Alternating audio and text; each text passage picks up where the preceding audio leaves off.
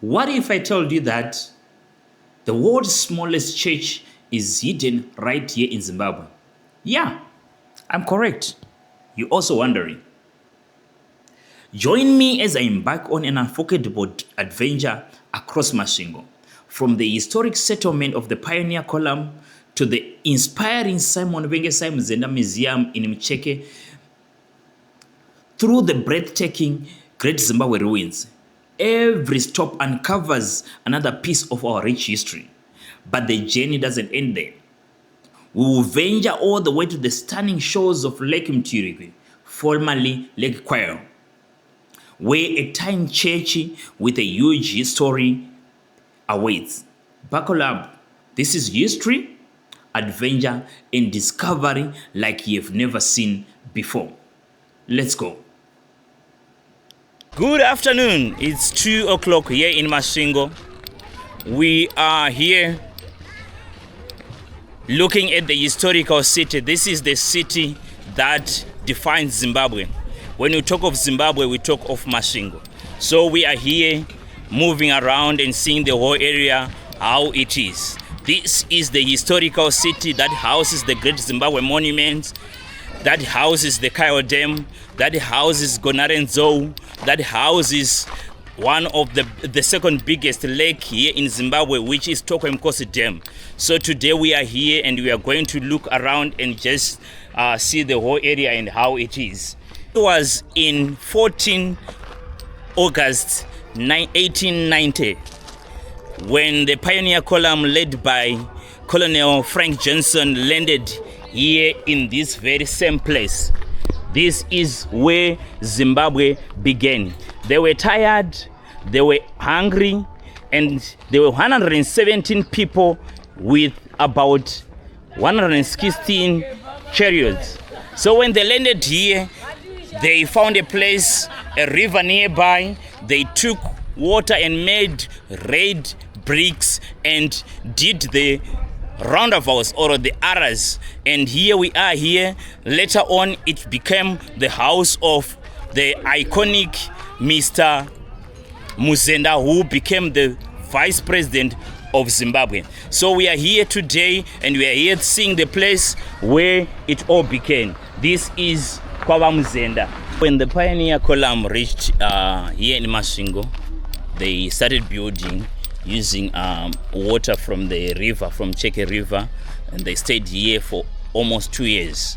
And they abandoned it just because they felt like it was not a good place for them. But they built the huts like this one, which is written R82. These were the huts they were using. And fortunate enough, this is as you can see, that this is dedicated to the residents of Mcheke, the first residents of Mcheke. The people like Benjamin Burombo, Simon Muzenda, Nolan Makombe, John Kuskus Mdondo, Maudi Muzenda, and all those people. They stayed here. But of importance is the house that Dr. Simon Muzenda, the former vice president of Zimbabwe, stayed. This is the house where he stayed. It's very unfortunately that I was not allowed to get inside. They allowed me to get inside and just to see the area, but they didn't allow me to take the videos. But this is the house, R number 36, where our vice president stayed. It was made as a museum in 2016, but this is the house. As you can see, I'm not allowed to take videos inside, but as you see over there, there's a corrugated iron house. This is the original. I can show you from here. This is the original cell that Dr. Muzenda stayed when he was at the Wawa prison. This one, as you can see here, this is where he stayed. It's corrugated. It's purely iron. So it was meant to make you tired of the revolution, because it's a hot house, no windows, nothing. These windows, I'm told that they will put later on, no windows, whatever. It was just a corrugated place. So this is where he stayed. Something to take note of also is this van over here. You see, this van is the van that was being used by the vice president, and it is said that this van was being used, it carried even Robert Mugabe in Mozambique. It was using for undercover operations as he was transporting. He himself, Mr. Muzenda, was a very famous carpenter, and he stayed in this area before he joined the liberation struggle. So this is the van. So this van carries a lot of important history of the liberation struggle. It was a VW. It was a very good and nice, back then it was a nice vehicle to use and to go across breadth and length, pushing the liberation struggles in the 1960s. So this is the historical site of Masvingo. We're just gonna continue go around historical sites in Masvingo. Probably we get to Great Zimbabwe. We might as well get to Kyle Dam if God permits. Tari wa muno mukakurira muno. Zakaita se like zakaita maara se. Okay. That's the reason why kwakunzi maara. Okay. All right. 2 people. Okay. Two. Oh, the new ones. So vakaputsa maround ndobva vaisa 2 rooms. Yava kanzuru. This ndopava Muzenda. But imimba makambogara vaMuzenda vaya vapo nguva yamakagara. Amuna vaona. Nangu ini ndakazova na madhuvezvi.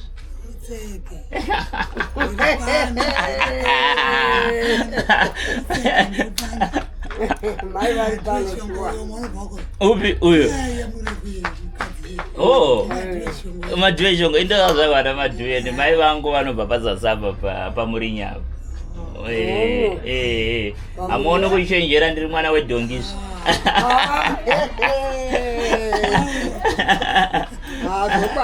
So these are the people who grew up in this area and they know this area quite well. So they were telling me some nuggets and whatever. We're making jokes about. I always, whenever I go and wherever I go, I always find it easy when you want to crack a conversation with people. It's easy just to tell them your totem. So whenever I tell them that my mom is of the Duve totem, I always find someone. They call themselves Manjenje. So this is where the colonization of Zimbabwe started in 1890. This looks like the old ring, the old Mcheke Town, the historical old Mcheke Town. This is how it looks like. Wadi? Yes, Baba. How is it? I'm okay. Fine. I was watching. What are you? Oh, this. I'm smoking the fucking piece of shit, man. That's our culture. It's very, very much. Yes. That's Pute, right? Pute. And we give it to our ancestors and all. Like that. I don't want to say much, but this one. This one. All right. Okay. Hey, like this. All right. Sure, Chief. Sure. So we now live in Mcheke, and I'm told that there's a shortcut that takes us to town. There we go. Some people are heckling me over there, but who cares? So I'm sure this is Mcheke River. When I was telling you about the houses that the pioneer column built, they were taking water from this river over here. I don't know if these are sand poachers or what, but this is Mcheke River, guys. But this is Rugare Chitima market. Lots of wares being sold, agri produce. People over there, because it's holiday today, there's less people in the marketplace. There's a lot of things being sold.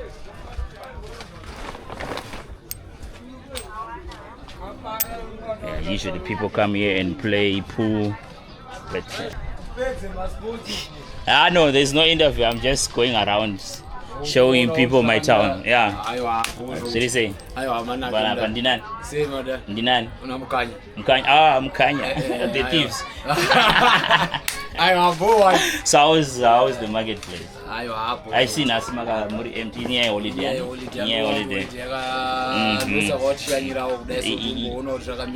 That's what happens. Do you want me to kick you? Or you want me to kick your butt? Huh? Don't go over here, Confidence yamamna ya thought mnotamba mna. Mkanya itiwe zvakanaka. Sure. Mostly Chinese produced goods. There's also thrift for shoes, thrift for clothes, pre-used solar products. It's just a conglomerate of things on this market. I've been walking for probably 2 kilometers and still on the market. And one of the funny things that I noticed is that we have a railway line crossing over here from that side to that side, and already we are on the market. You would think we are in Mumbai or something, but this is Masvingo. I'm walking on the railway line right now as I'm talking.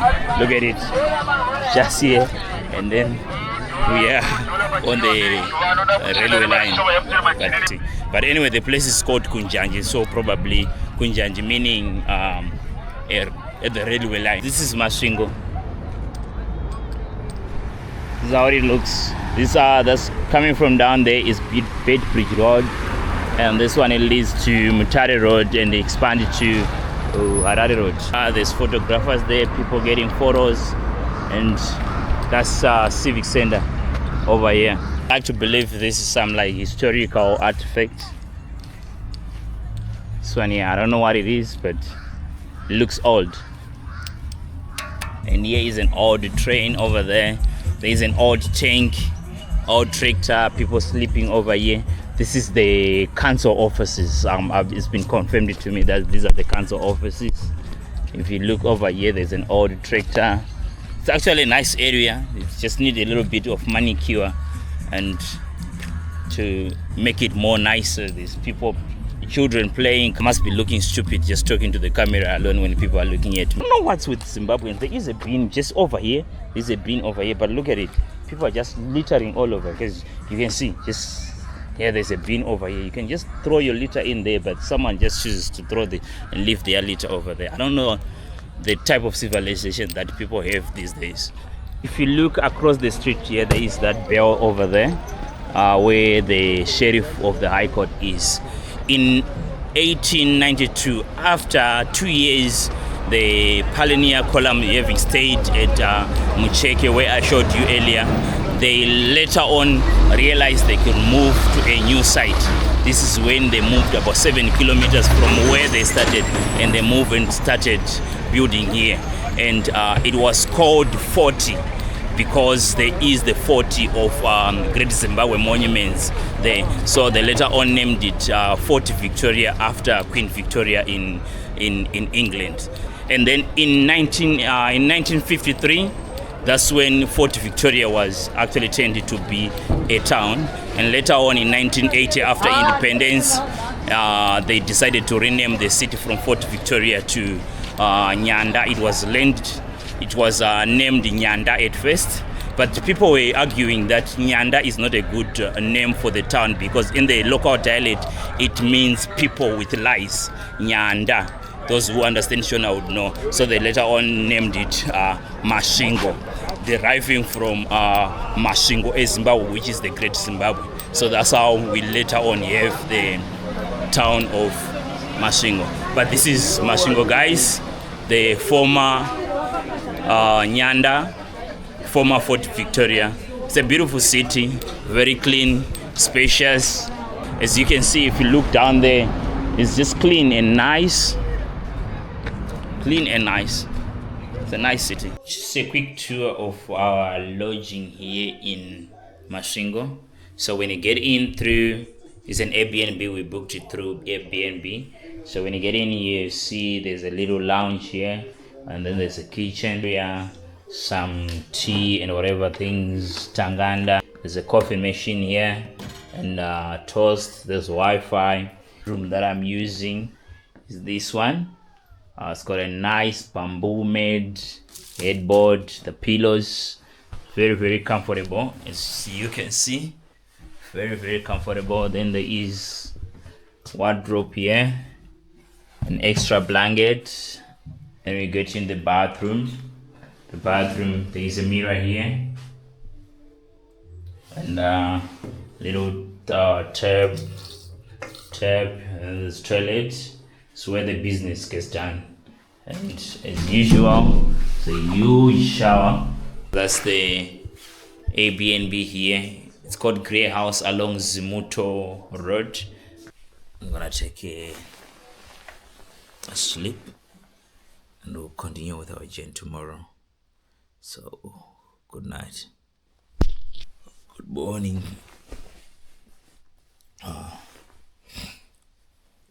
We had a nice cozy sleep. A lovely morning. Time is 10 minutes past 9.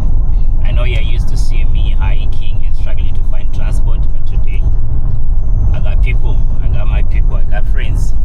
So as I promised yesterday, we are going to visit the ancient ruins of Great Zimbabwe. From there we are going to Kyle Dam. We are very, very privileged to have arrived at the Great Zimbabwe Monument, the famous Great Zimbabwe Monument, World Heritage Site, pretty recognized all over the world. So this is where we are, the famous Great Zimbabwe Monument. We're right here by the gate. Zimbabwe, we derive the name from this, from the name Zimbabwe mean Zimba, from the word Zimbabwe, which is the Great Zimbabwe Monument, the one that I'm going to show you today. So this is where we are, the great source of Zimbabwe, the pride of our nation, the pride of the Rose Nation, the pride of the Munumtapa dynasty. So as you get to the monuments, as you're trying to walk to where the monuments are, you're greeted with a friendly staff at the courier shop. So where they sell the artifacts. The last king who stayed here was Nyatsimba Mtota, and unfortunately Nyatsimba Mtota, at the end, it is said that Great Zimbabwe did not really decline, but Nyatsimba Mtota, because of the trade that was there between the Swahilis in the north, he decided to go up there to conquer the tribes that were up there in 1450. So when he left, that's when the decline of the Great Zimbabwe and the end of it. So these are the ruins. This is the valley. Apparently the king had many wives, so he kept his concubines in different houses. So these were built for the concubines, different houses for different wives.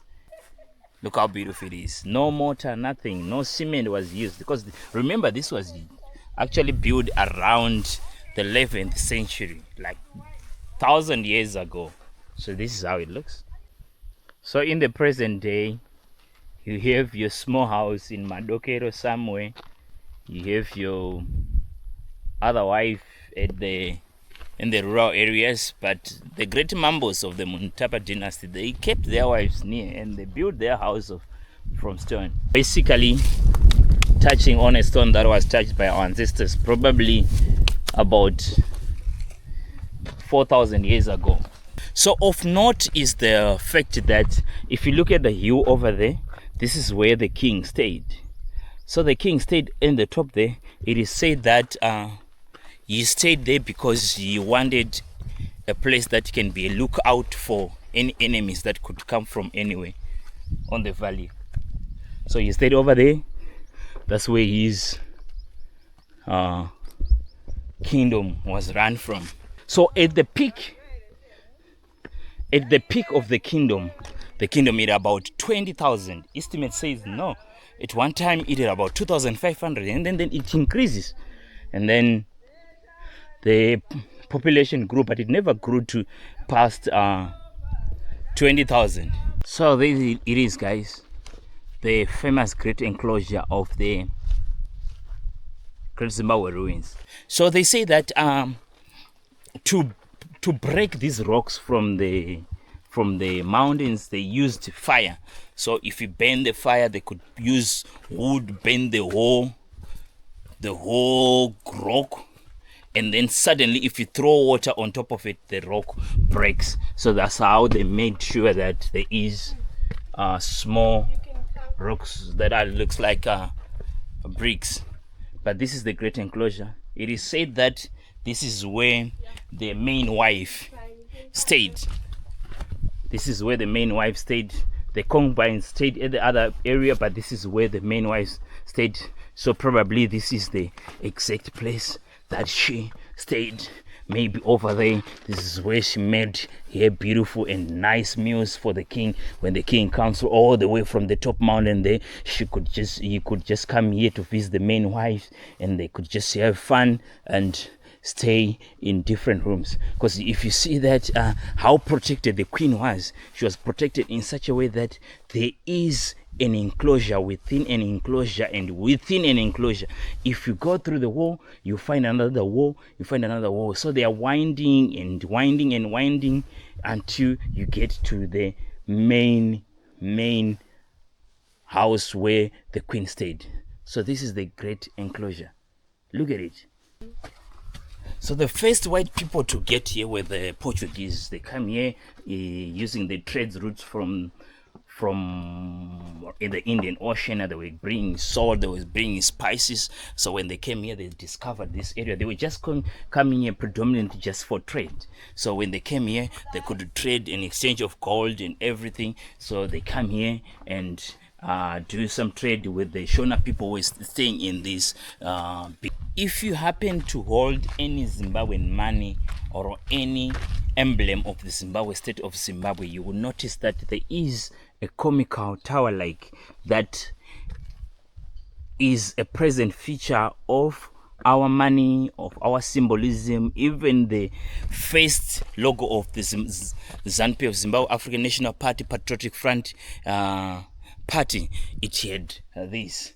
So archaeologists, when they dug and found this, there was some arguments. Some people were saying it was just a comical tower that was built probably just to show as a test trial. Some says it was a storage unit, but deep inside there is nothing that shows that it was a storage unit. Some says that it was just a symbol for something that which archaeologists don't know. But this is the comical tower, the famous comical tower that you see, the symbol of Zimbabwe, the symbol of the great Zimbabwe, the symbol of the great Zimbabwe and Zimbabwe as a state. When you talk of Zimbabwe, you talk of this comical tower here.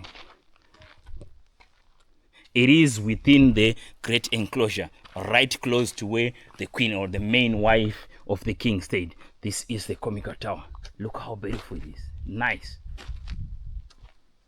You cannot fail to marvel at how beautiful, nice, and this thing has withstood a number of catastrophic things that has happened in our country. It withstood cyclones, it withstood many winds, it withstood almost everything that was bestowed our country. You must love the fact that they managed to keep trees growing there. But this is the great Zimbabwe. This is what defines our nation. This is what defines Zimbabwe. You got to come here. You got to come here and see for yourself. Look. So beautiful. So when the British colonial pioneer Kalamkoi got here, they came here in 1891. When they came here in 1891, they tried and they looted all the birds, the artifacts that were here, and they took them to Cape Town. Some they tried to sell it to the Germans, and fortunately in 1980, when we had gained our independence, the government managed to track some of the stolen artifacts and they brought them back in Zimbabwe. Their history was tried to change by the colonial powers when the Rhodesian government was in power.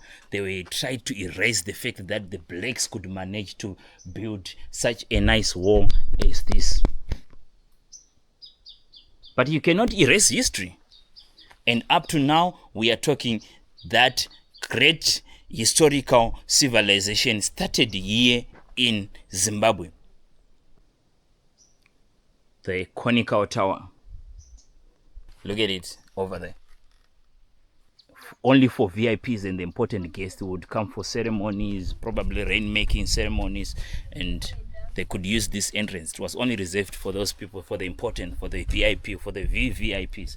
They could use this entrance only, and for the poor, for the people who were not so important to the kingdom, could use other entrances. But this is how they entered into the great enclosure. So I would like to assume that this wall was mainly built to confuse the enemies. If they get here, they will be confused because there's just it's a maze. It's you when you enter, you don't know where you're coming out. When you enter, you don't know where you're going. So you could get trapped here because once there is someone at the front and someone behind you, you're already trapped, nowhere to go. That's how beautiful our ancestors in the Rosso Empire was. So this is it. It was just centered on warfare when they were building these walls, because it's a maze. I know I've been using this word maze for a number of times in this video, but it's a maze. Once an enemy enters here, you are trapped. You have nowhere to go. It's easy for us to kill you because we could notice you from the U-top when you're coming, and as you try to enter our kingdom, we will trap you within those mazes, and then we'll kill you, and you won't go anywhere. The Great Zimbabwe was also a symbol of status. So the history suggests that this main area here, called the Central Ridge Enclosures, it was mainly meant for people. It was a high status residential area. The people close to the king, the rich, and the people of high value. Because remember, the main source of income, the main source of to show you riches was the cows and cattle within this area. The archaeologists, when they dug, they realized that even the food that they were eating, they were killing cattle, and they were keeping cattle, and those cattle were actually used for trade, and they were also keeping gold. It was used for trade. With the people were coming all the way from the North Africa. Some were coming through the Save River, coming from the Indian Ocean. The Portuguese were coming down here to do the trade. This would be the Borodale area if we were in Harare, somewhere north of Samora. No peasants could be found here. Guys, we're done with Great Zimbabwe. Now we're going down to the famous cow dam, Lake Mutirikwi. And I hadn't told you, but I'm joined here by Sharon. Hi. And Joe. Hello. Joe of the famous Joe's what? Koto. Oh, this is French. We cannot even pronounce these words, guys. But I'll put the link in the description. She makes good African clothes, and everything is shown in the picture here and here, so you see them here. So let's continue with the journey.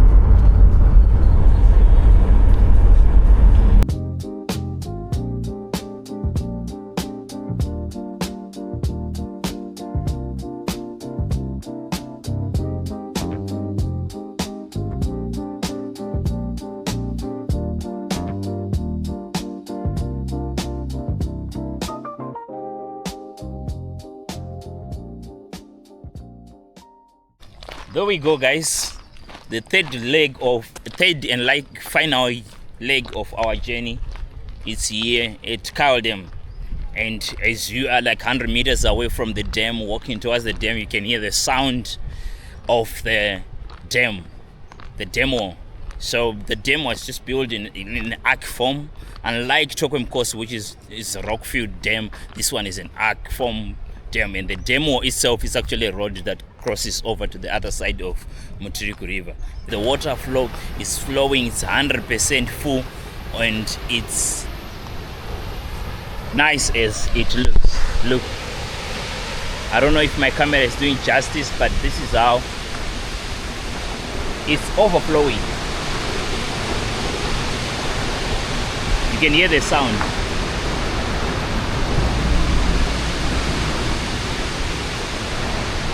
Can hear the sound. So it's built in between two mountains, the one here and the one over that side there, and it connects. It cuts Mutirikwi River and Shagashi River that flows into Mutirikwi River, and right down here that's Mutirikwi River that flows down there. And of great interest is the fact that they've managed to put a hydropower station. So as you look, if you see the pipes over there, they are drawing water from the dam that is building a hydropower station that is just down there. So this is Lake Mutirikwi, guys. The dam wall itself, it only covers like one car. You cannot cross. You cannot have two cars crossing each other on the dam. So a car, only one car can fit.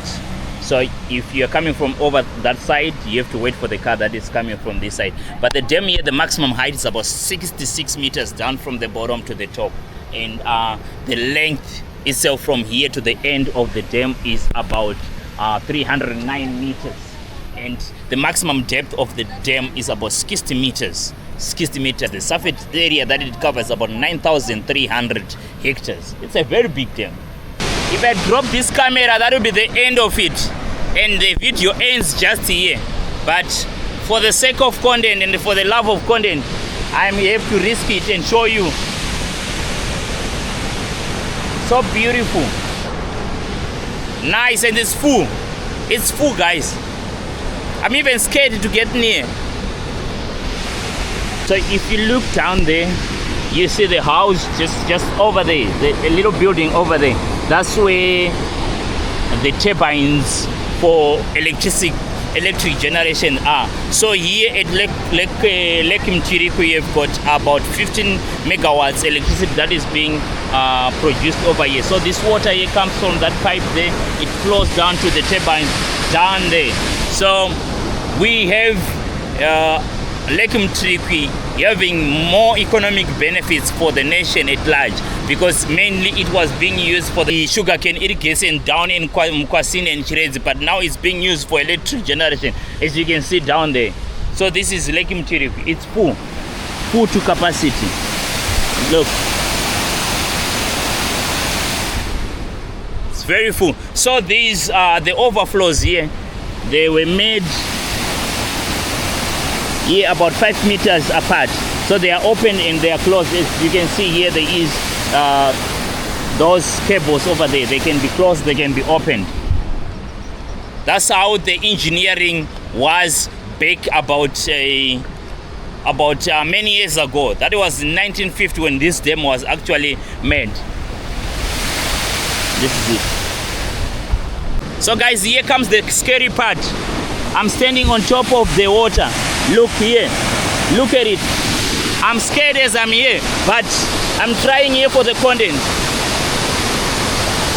Woo! There is a rainbow there. Look at the rainbow. It's forming over there. Look at it. Beautiful. Yeah. Look at the rainbow. Look at the rainbow. Down over there. That's Lake Mutirikwi, guys. Woo! Full, 100% capacity. It's full. We thank God for the rain that He has given us this year. But it's 100% capacity. Look at the Sharon. Come and look at the rainbow.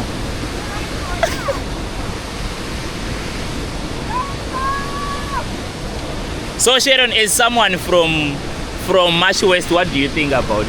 Oh goodness, we have Lake Kariba, please. Okay, this is beautiful, to be fair. Yeah. At least she admitted they have Lake Kariba, but there is Masvingo, and she is right here in Masvingo. So she can say whatever that she wants to say. But look at the rainbow. Rainbow seems like the rainbow is following me. Ah, bruh. This is majestic. Whenever you come here, you should not complete the journey before visiting the smallest chapel in Zimbabwe, probably the world of ever. So we are visiting that smallest chapel that was built in 1960. So I'll show you and tell you the history about it. It's actually a marvelous history about that small church. Let's go. The view for Lake Mutirikwi Dam Wall from the top here, it's so majestic. So in the 1960s, a guy called Ton van Braan, having requested by his daughter, her name was Mary. She was inspired by the church, the Santa Barbara Church in Carib Heights, and she made the sketches and asked that her father can build a church for her in honor of her. So in the 1960s, the man called Tom van Braan, he managed to build a church using the rocks that he was collecting all the way from Bikita, about 100 kilometers from here. So he started building this church here. It is actually the smallest church in Zimbabwe, probably the smallest church in the world. It's here overlooking the Lake Kyle Dam. It's very unfortunately just a few years down the line that the child Mary died due to an accident in 1970.